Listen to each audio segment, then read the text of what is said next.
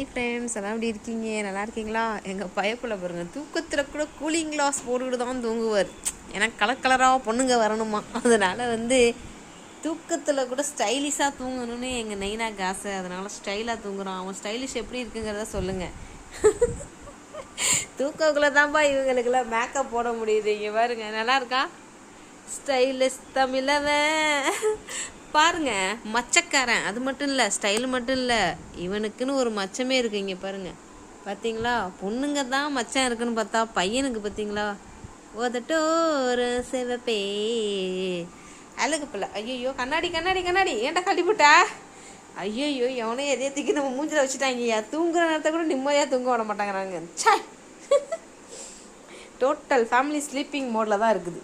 ஓஹோ, நான் எங்கே வரேனோ அங்கேயே பின்னாடியே எல்லாம் பட்டையை போட்டுறானுங்க. நம்ம படுக்கலான்னு வந்தால் பாதி மத்தியே இவனும் ஆக்குபை பண்ணிடுறானுவோ.